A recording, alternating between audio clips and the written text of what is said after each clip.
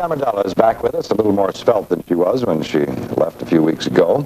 She has a special report this evening called From Here to Paternity. But first, how are you and Vanessa Camille? Oh, she's beautiful, and I wish this report was about motherhood so I could tell you how much fun I'm having.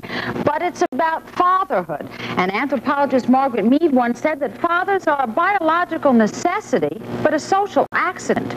Not so long ago, that may have been true, but no more. This report examines that changing and very important role, father. One more thing, as you'll see from my ample figure in the film, this special report was conceived before my daughter was delivered. Delivery, okay? Let's begin at the beginning with the total joy, the miracle of birth.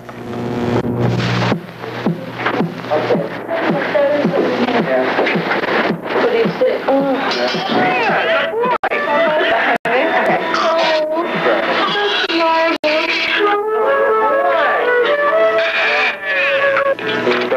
That's a gift from God.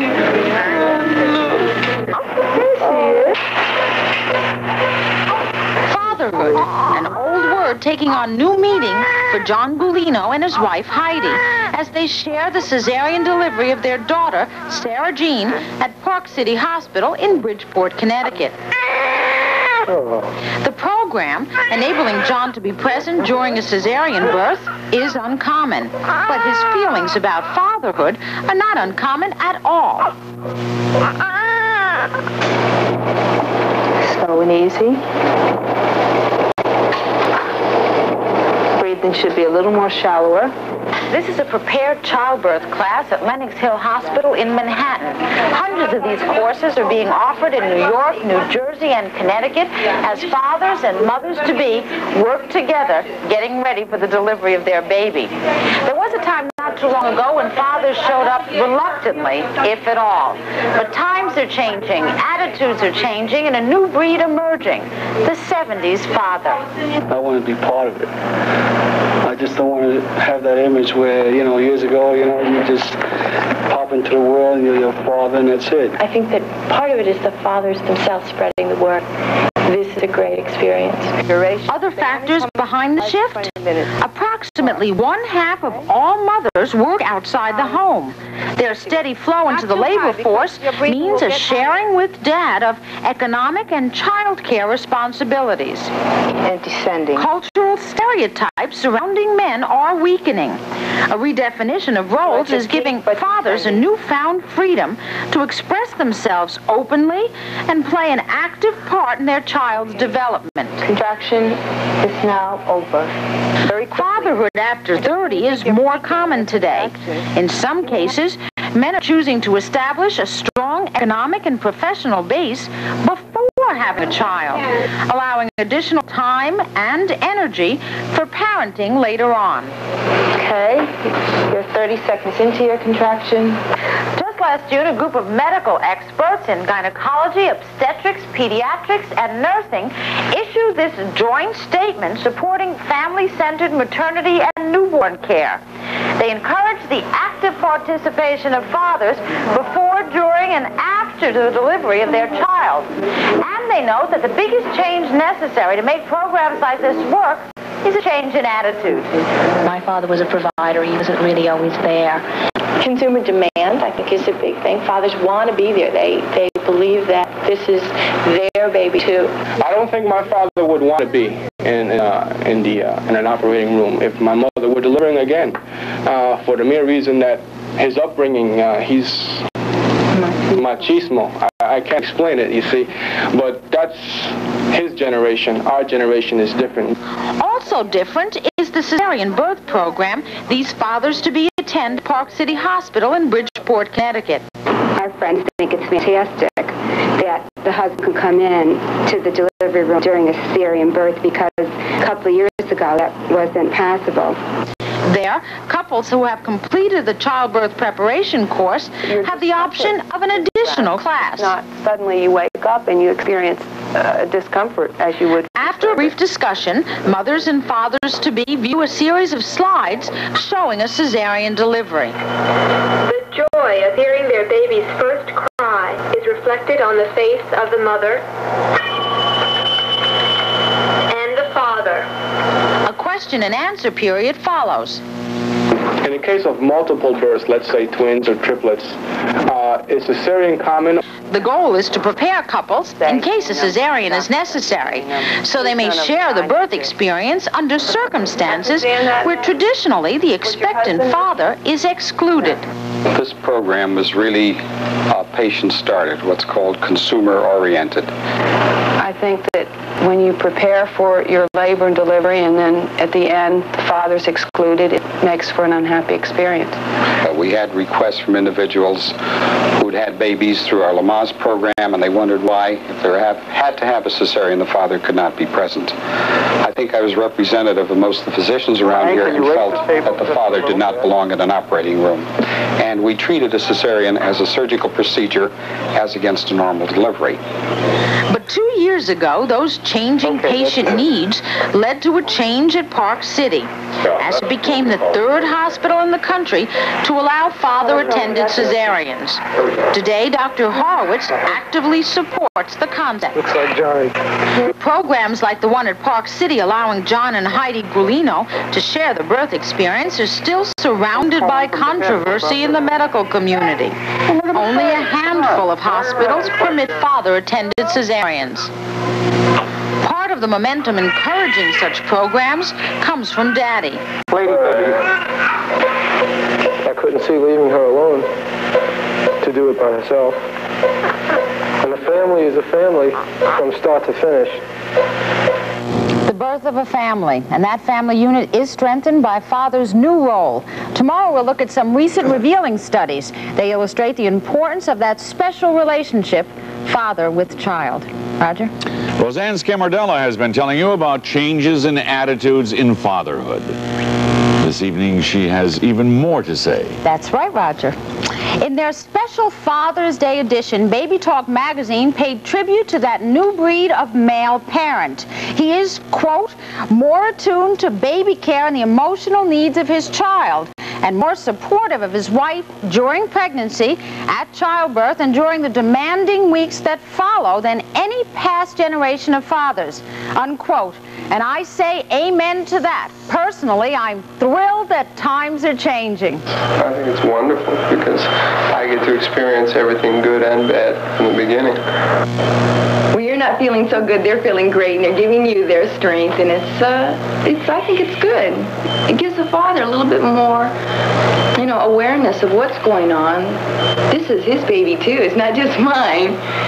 It's so sweet. Diana and Steven Sternberg sharing the ups and downs of their new baby in the neonatal critical care unit at Lenox Hill Hospital in Manhattan. There, dad's status is the same as mom's, and fathers are encouraged to visit frequently. In this and other critical care units, the father is often the first parent to have contact with the baby. Among the more visible changes in maternity programs are unlimited or extended visiting hours for fathers. And you'll notice that daddies are no longer just common visitors. They're now part of the family. I think it's more of a sharing than ever before.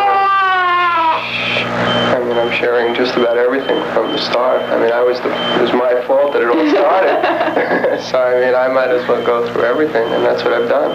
American Baby, a national magazine for moms and dads, describes the 70s father as an involved parent, from his participation in the birth of his child to his new role at home.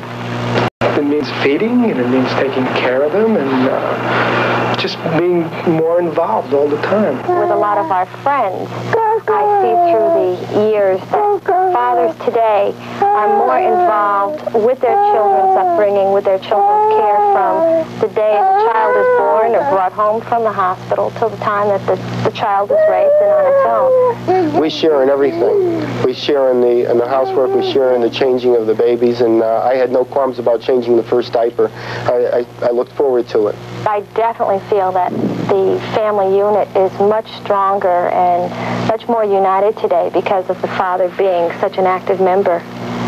A number number of hospitals today choose to help father play an active role by encouraging him to hold and touch the baby and instructing him in the more practical arts like diapering and bathing. The bath that I'm going to show you how to do is a sponge bath, because until the lifestyles and habits nurtured by cultural stereotypes are often the biggest barriers blocking participation and enthusiasm.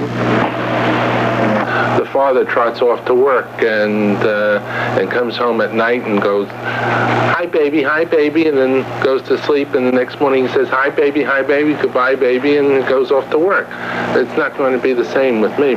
One new mom sees her husband as an example of what it takes to be a 70s father. Ray, somebody who is not afraid, as you said before, to not be a macho kind of a guy, who's secure in his own masculinity, who can love babies and take care of children and not feel that he's being threatened in any way, and enjoy it. One new father says that unless society begins to change and recognize just how important daddy is, well, what we'll have is just a continuation of the stereotypic American family as he sees it. And what is that? Well, one emotionally and/or physically absent adult male, one resentful, miserable adult female, and 2.1 fatherless, mother-dominated children.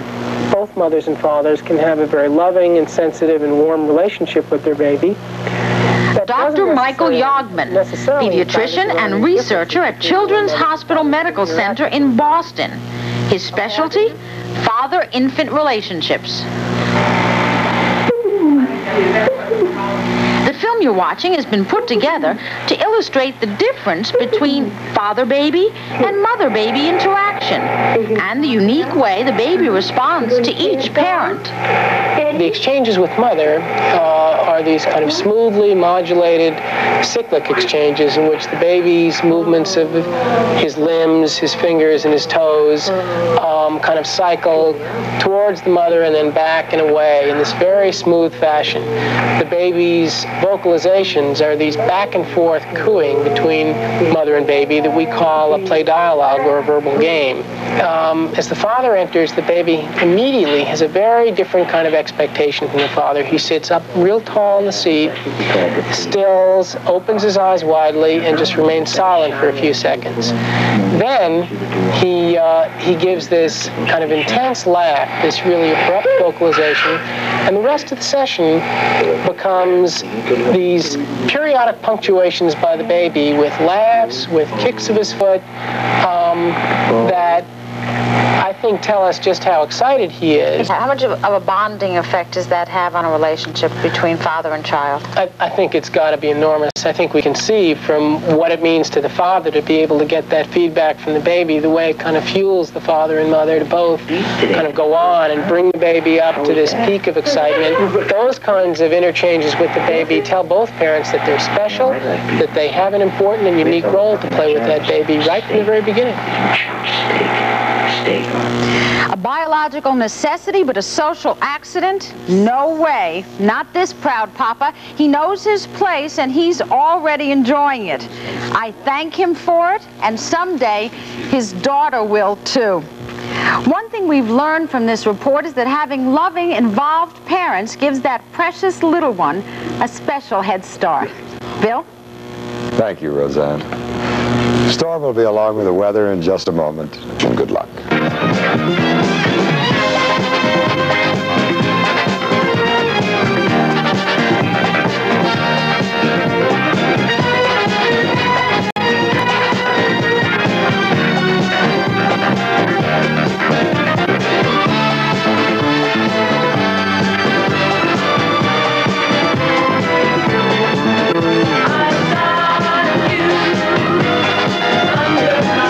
Eyewitness News is the New York area's #1 news presentation, and for the second consecutive year, recognized by the Associated Press as New York State's best regularly scheduled newscast. This is Scott Vincent. Here in reply to a Channel 7 editorial is Reuben Klein.